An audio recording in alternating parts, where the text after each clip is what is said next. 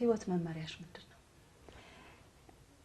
እኔ ያው ራስን መሆን ነው ከሁሉ በላይ ራስሽን ከሆንሽ ቀላል ነው በቃ ራስን መሆን ነው ብዙ አልጨናነቅም እኔ ማድረግ ያለብኝ ነገር አርጌ ነው የምኖረው እና ያው ቀና መሆን ደስ ይለኛል ግን ከሁሉ በላይ ራስሽን ከሆንሽ ሁሉም ነገር ቀላል ነው በሙዚቃው ዓለም ውስጥ ያለሽ የሚከብድሽ የሚቀልሽ ነገር ምንድነው ባንቺ አስተያየት ስትኖሪው ህይወቱን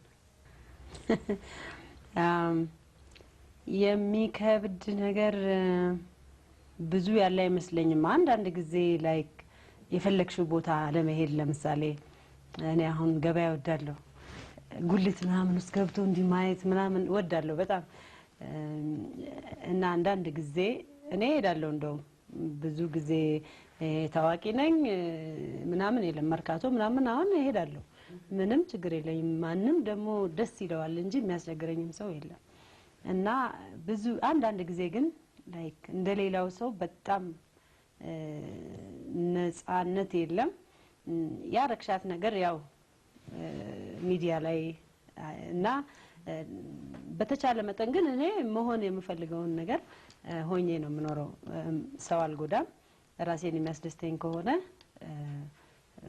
በተቻለ መጠን አደርጋለሁ የሚቀለው ያው እንግዲህኛ በዚህ ባለው በሙዚቃው አጋጣሚ የሰው ፍቅር አለን ያ ፍቅር አንድ ጊዜ ብዙ አድቫንቴጅ ይሰጠናል ሰው ገና ሲያየን ይስቃል ደስ ይለዋል ያ ራሱ ለሌላ ሰው አይስቁም እኛ ግን ወይ ሱቃቸው ከገባው ወይ ቢሮ ከሄድኩ ዝም ብሎ ይስቃል መጀመሪያ ገና ሲያይሽ ይስቃልና ደስ ይላል ሀመልማል ኑሮሽን ለረጅም ጊዜ በአሜሪካን ሀገር ውስጥ ነው ያሳለፍሽው ካልተሳሳትኩ በትክክል አንጂ ትመልሽልኛለሽ እኔ ግን አሁን እንዳለኝ መረጃ ጠቅልለሽ ወደ ሀገርሽ መተሻል በአሜሪካን ሀገር ውስጥ ሳለሽ በሙዚቃው ትምህርት የተሳተፍሽበት ጊዜ ያጋጥሞሻል ገብቼ ነበር ትምህርት ቤት ሎስ አንጀለስ ኖር ሎስ አንጀለስ ሲቲ ኮሌጅ ይባላል በሙዚቃው ዲፓርትመንት ማለት ነው ገብቼ ነበር በጣም በሚገርምሽ ሁኔታ 2 አመትም ተመረያለሁ ግን በሚያሳዝን ሁኔታ ደግሞ ያው የፋሚሊም ነገር ነበር በተለያዩ ምክንያቶች ተቋረጠ በጣም እስካሁን የሚቆጨኝ ነገር ነው ለምን አቋረጥኩት ብዬ ምክንያቱም ሎስ አንጀለስ በጣም ብዙ አድቫንቴጅ ያለው ሀገር ነው ከብዙ ዓለም ብዙ ታዋቂ የጥበብ ሰዎች ሆሊውድ እንገባለን ብለው ይመጣሉ ለመቀጠር ሆሊውድ ለመቀጠር ነው የሚመጡት ግን ያንን እድል ሳያገኙ ሲቀሩ እዛው ሎስ አንጀለስ ውስጥ ይቀሩና በየትምህርት ቤቱ አስተማሪ ምናምን ይሆናሉ እና እኛ የነበሩን አስተማሪዎች በጣም ጥሩ እንትን የነበራቸው ናቸው በጣም እና እድለኛ ነበርኩ ይቆጨኛል ምልሽ ለዚህ ነው አሁን ወደ ኢስት ኮስት ማለት ዋሽንግተን ኤሪያ ስመጣ የሙዚቃው እንትን እንደዛ አልነበረ ዲፓርትመንት እንደዛ ብዙ አድቫንቴጅ አልነበረው እና ይቆጨኛል ግን ለተወሰነ ጊዜ ያው ባገኘው ታጋጣሚ እኔ መማር ወዳለሁ ምልሽ ለመመረቅ ሳይሆን በቃ ለማወቅ ምን አይነት ትምህርት ነበር የወሰድሽው ከሙዚቃው ትምህርት ውስጥ ለውቀት ብለሽ ካካተትሽው ቮካል ነው ግን እዛ ቮካል ስትወስጂ ቮካል ብቻ አይደለም አው ፒያኖ ትወስጃለሽ በጠቅላላ ነው እዚህ አንድ ነገር ብቻ አይደለም ፒያኖ ብቻ ተምሬ ልውጣ ምትዩ የለም ላይክ በሙዚቃው ዲፓርትመንት ስትገቢ ሁሉን ነገር ስለ ቅኝት እንማር ነበረ ስለ ኳየር ራሱ እንደ አንድ ክላስ ነበረ ስንት ሀገር አይተሻል ያልሄድኩበትም ምን ቆጥሮ አይሻል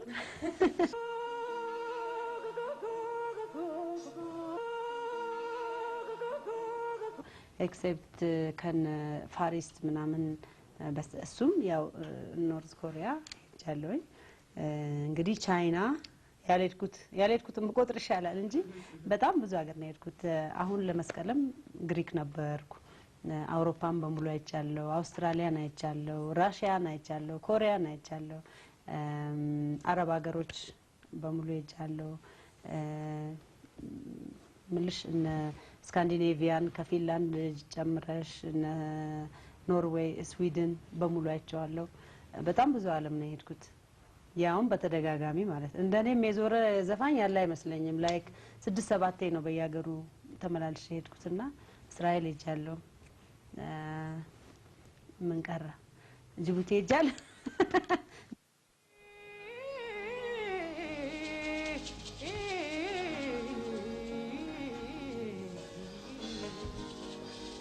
Bunny, bunny, bunny, bunny, bunny enough on that day. Bunny, bunny, bunny, bunny, bunny, bunny enough on that day. Enough bunny, enough bunny, bunny enough on that day. Bunny, bunny, bunny, bunny, bunny, bunny enough on that. Bunny gamo, Jabasi.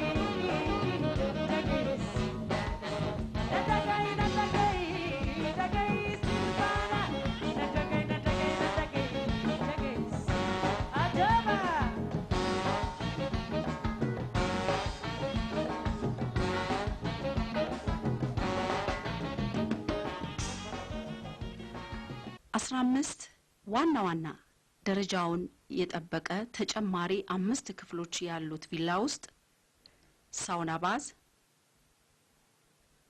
ጂም፣ ላውንድሪ፣ ጋርደን፣ ስቱዲዮ ይገኙበታል። የስራው ጸባይ አዳዲስ ደረጃቸውን የጠበቁ ልብሶች፣ ጫማዎች፣ መዋቢያዎች፣ ጌጣጌጦች መግዛት ያስገድዳል በማለት ያጫወተችን አርቲስት ሀመልማል ከተለያዩ ካምፓኒዎች የተገዙ ሽቶዎች፣ ጌጣጌጦች፣ ልብሶች፣ ከ500 በላይ የተደረጉና ያልተደረጉ ጫማዎች፣ እንደዚሁም ቦርሳዎች፣ ቀበቶዎች፣ ሻርፖችን፣ ኮፍያዎችን አስጎብኝታናለች። ብዙዎቹ እንዳየናቸው በዓለም የታወቁ ዲዛይነሮች የሰሯቸው ናቸው። ለመሆኑ አርቲስቷ የመልበስ ምርጫዋ በምን ይወሰን ይሆን? ብዙ ጊዜ እኔ እንደውም ያው እንዳልኩሽ ስራ ካልሆነ በስተቀር ሲምፕል ነገር አድርጌ ነው የምወጣው። ስራ ከሆነ ግን ተጨንቄ ለብሳለሁ። ግን ያው አቀማመጡ ስለሚመች ፒክ ማድረግ ይቻላል። አንዳንድ ጊዜ ተዘጋጅቶ ማለት ነው ለማታ በጠዋት መሄድበት ካለ ማታ አዘጋጅቼ ጠዋት ግን ሌላ ነገር ነው ይዤ የምሄደው ወይ ለብሼ የምሄደው። ምክንያቱም ሙድሽ የዛለታ ሙድሽ ይቀየራል። ትላንት ያሰብሽው ነገርና ነገ ደግሞ ወይም አየሩ ይሆናል ወይም ሙድሽ ይሆናልና እኔ ትንሽ ዳውን ከሆንኩኝ ላይክ በጣም ላይት ከለሮች ወዳለሁ። ከሊፕስቲክ እንኳን ጀምሮ ቀይ ምናምን ቀባለው ላይክ ፏን ሊያደርገኝ ማለት ነው። እና ግን እንደ ለስራ ብቻ ነው እኔ በጣም ተጨንቄ የምለብሰው። ከዛ ውጪ ሲምፕል ነገር ደስ ይለኛል። ጂንስ ነው ብዙ ጊዜ የምለብሰው።